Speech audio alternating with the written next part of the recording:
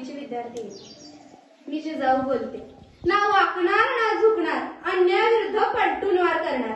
ना वाकणार ना झुकणार, अन्यायाविरुद्ध पलटून वार करणार। हे हिंदवी स्वराज्य आहे, इथे आयाबायांची पूजा केली जाते।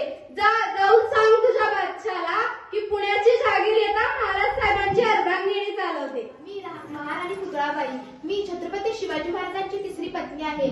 माझा व छत्रपती शिवाजी महाराजांचा विवाह 15 एप्रिल 1653 रोजी झाला।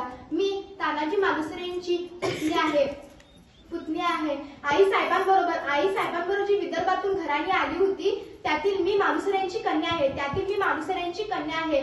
ना वाकायचं ना झुकायचं, अन्यायावर पलटून वार करायचं, सन्मानाने जगायचे आणि सन्मानानेच मरायचे।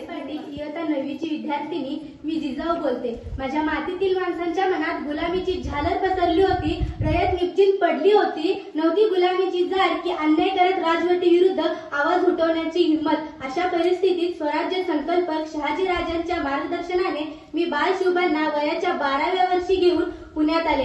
सोबत होते ते जीवाभावाचे सहकारी आणि स्वराज्य स्थापन करण्याचा निर्धार।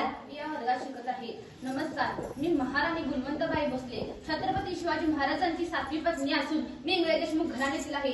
माझा व छत्रपती शिवाजी महाराजांचा विवाह 15 एप्रिल 1657 रोजी झाला। आई साहेबांबरोबर विदर्भातून जी घराणी आली होती त्यातील इंगळे देशमुख घराण्यातील मी कन्या। बोल बोल म्हणता तो 8 दिवसात जिंकला होता। बोल बोल म्हणता तो 8 दिवसात जिंकला होता। हाच तो खरा इतिहास होता।